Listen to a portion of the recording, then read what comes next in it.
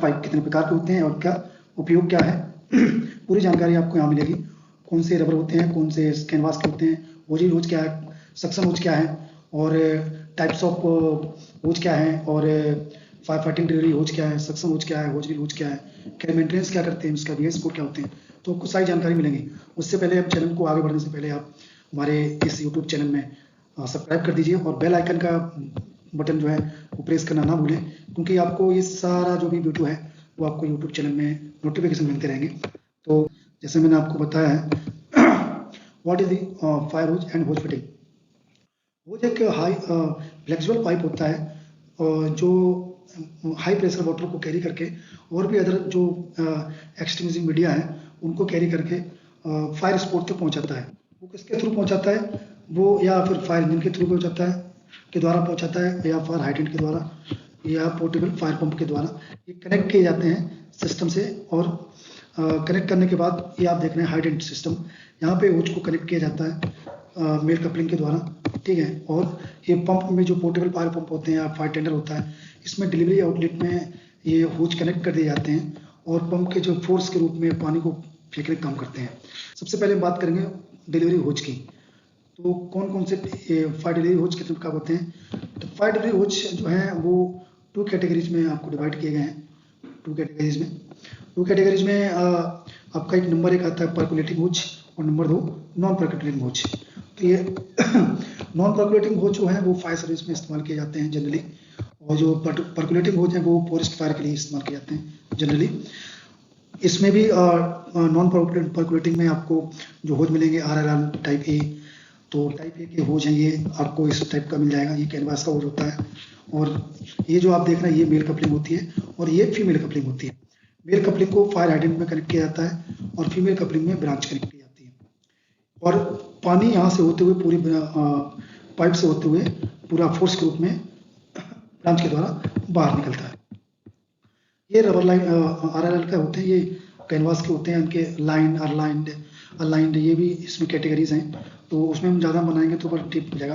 तो आप मेन याद कीजिए, ये टाइप ए का होज है जो रेनफोर्स रबर लाइन के नाम से जाना जाता है। टाइप ए होज, इसका जो वर्किंग प्रेशर होता है 14 बार होता है, यानी कि 200 PSI, 20 बार इसका 300 PSI टेस्टिंग प्रेशर होता है। रेस्टिंग टेस्ट 35 बार 500 PSI का होता है। इसकी जो मेल कपलिंग होती है ये मेल कपलिंग, और इसका फीमेल मेल का जो डाया होता है वो 360 mm का होता है। 360 mm डाया होता है इसका मेल एंड फीमेल कपलिंग का।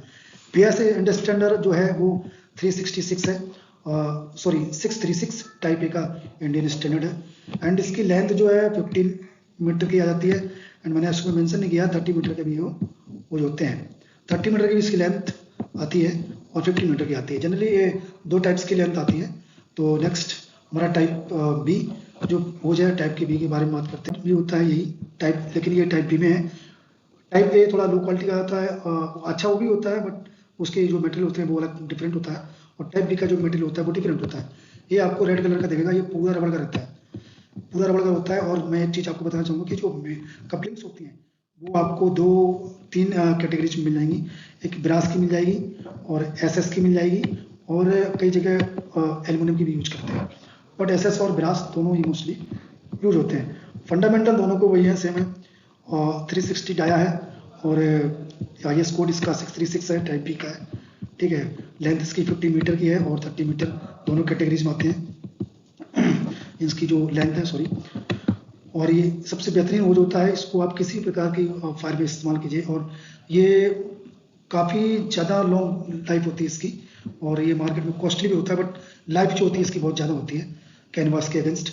और दूसरा हमारा कंट्रोल परकुलेटिंग में आता है, ये परकुलेटिंग का होज है, कंट्रोल परकुलेटिंग में ये हो जाता है, और ये भी एक कैनवास टाइप के मटेरियल्स का बना होता है।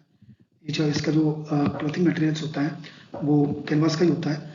इसमें भी काफ़ी रबर के ऊपर लेयर होती है, नीचे भी लेयर होती है, दोनों ही लेयर बनाया जाता है। इसके फंडामेंटल सेम है, आप देख लीजिएगा, ज़्यादा बनाएंगे तो वीडियो लंबी हो सकती है।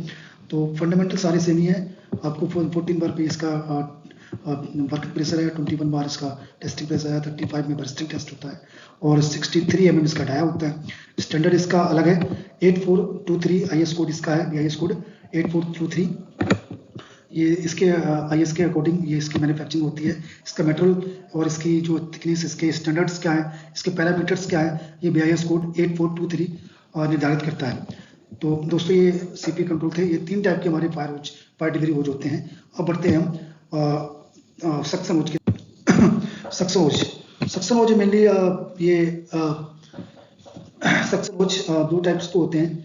और ये जो सक्शन होज होता है, ये water source open water source से वाटर को कैरी करता है, या फिर किसी भी फायर ब्रिगेड आउटलेट, जो इंडस्ट्रियल एरिया में फायर ब्रिगेड आउटलेट होते हैं, उससे पानी को कैरी करता है और फायर टेंडर में लेते हैं। इसका मेनली सिर्फ फायर टेंडर में पानी लेने के काम होता है। और भी कहीं जो इसका जनरली यूज होते हैं, आपको मैं बताता हूँ किस किस टाइप के होते हैं। तो नंबर 1 आपको मैंने बताया, ये पार्शली एम्बेडेड होता है। दूसरा होता है स्मूथ बोर, फुल्ली एम्बेडेड होते हैं। ये 2 टाइप के सक्शन होज होते हैं। ये आप देख रहे हैं कि इसको ये सक्शन होज होता है, इस टाइप का सक्शन होज होता है। तो आपको बता दें,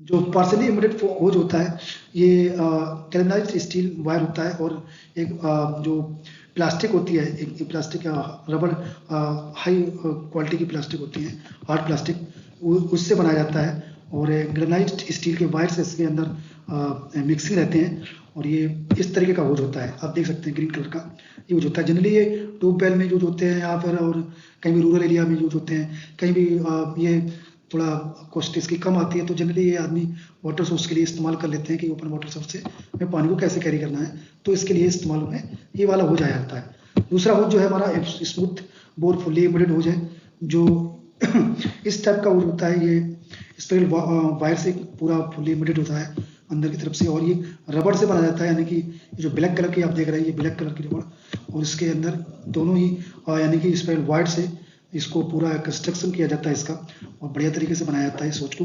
ये होज मेनली ये फायर सर्विस में इस्तेमाल किया जाता है, फायर टेंडर में पानी भरने के लिए। जैसा आप देखते हैं ओपन वाटर सोर्स है कोई भी, और वहाँ पे ये एक सिरा डाल दिया जाता है, इसमें स्टेनर लगा दिया जाता है। स्टेनर को आप ये इस्तेमाल कर सकते हैं, जिससे कि ओपन वाटर सोर्स में जितना भी कचरा हो वो सक्शन होज में ना जाए, और वो फायर टेंडर में भी ना जाए, जिससे कि मशीनरी में कुछ प्रॉब्लम ना आ सके।